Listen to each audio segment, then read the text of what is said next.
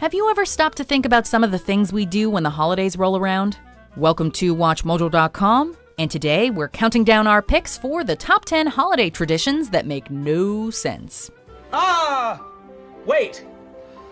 I don't know if we should do this. Oh, Fletcher, come on. What are the odds of that happening again? Before we begin, we publish new videos every day, so be sure to subscribe for more great content.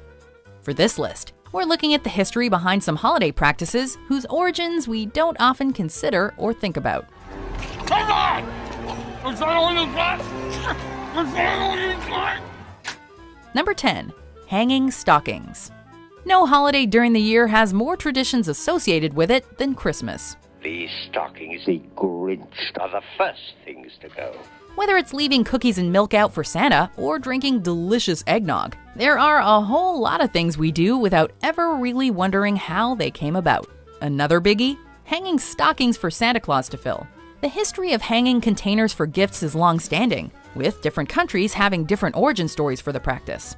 Well, actually, people mostly just used their regular socks for Father Christmas to fill. But over time, they became bigger and bigger.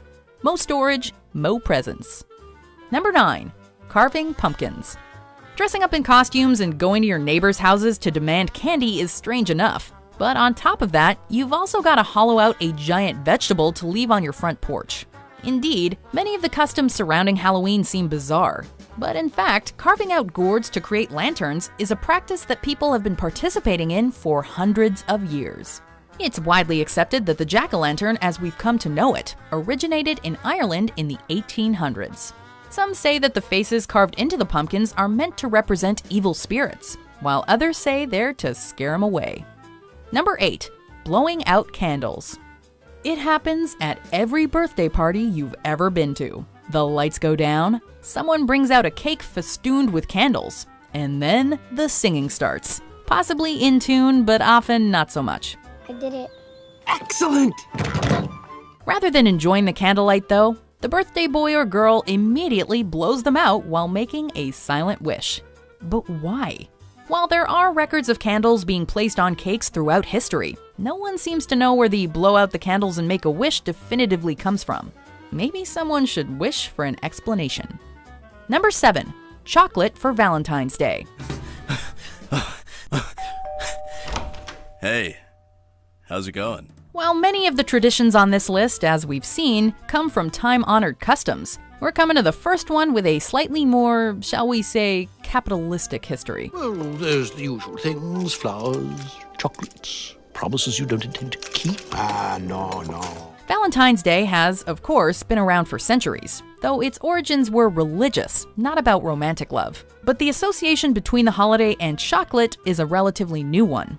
When Richard Cadbury was looking for a new way to market his newly invented eating chocolates. Prior to that, chocolate had been mostly consumed in liquid form. He used his marketing prowess to dream up heart-shaped boxes adorned with cupids that could be used as keepsakes even after the chocolate had been eaten. Number 6. Fruitcake as a gift. Work was murder.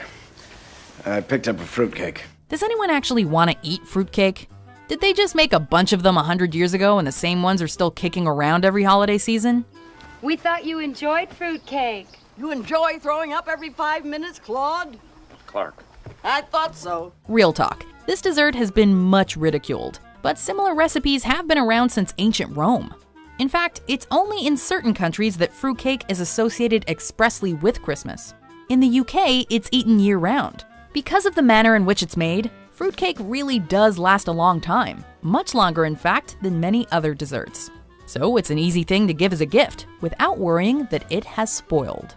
Fruitcake a la la! Number 5.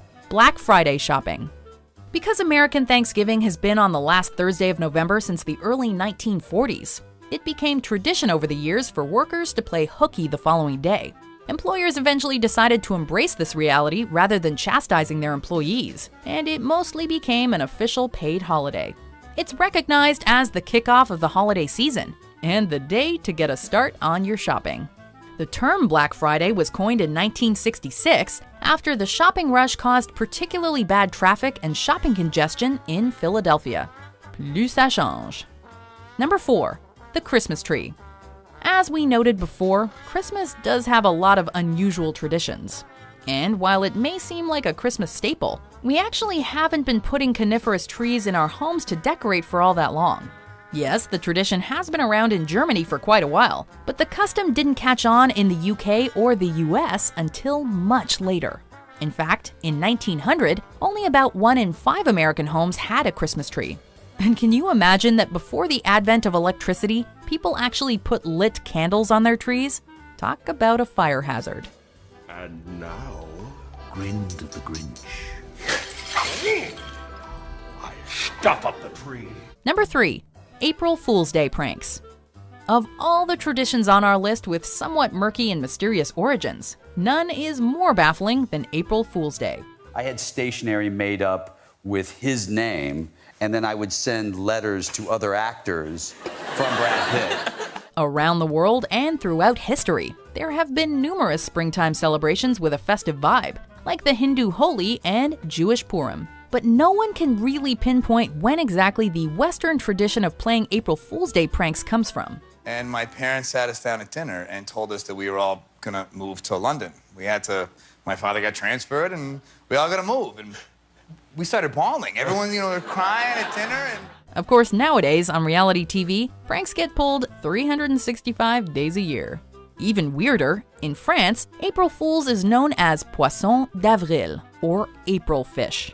Hey France, you do you. Poissons, les poissons, how I love les poissons! Love to chop and to serve little fish. Number 2. Kissing under the mistletoe. Back to Christmas for what DJ Khaled would call another one. Mistletoe is a plant that has long been linked with fertility practices and has, for many years, along with a jolly sprig of holly, become a traditional part of Christmas. Now pucker up and kiss it, Who Bill! The custom states that any man can kiss a woman who's standing under the mistletoe, and that if she rejects his advances, she will have bad luck. Mistletoe. Probably full of noggles, though. Yeah, this is one tradition that needs a serious overhaul to say the least. Kissing at midnight on New Year's is also supposed to bring good luck to both willing parties. Keyword, willing. Number 1. Groundhog Day. The origin of this tradition is hyper-localized. It takes place on February 2nd each year in Punxsutawney, Pennsylvania.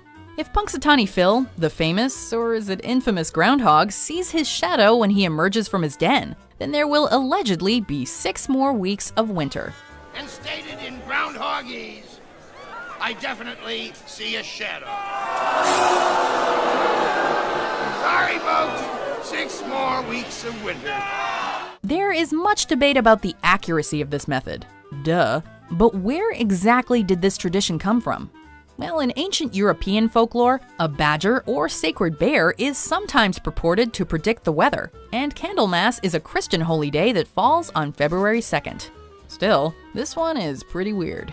This is one time where television really fails to capture the true excitement of a large squirrel predicting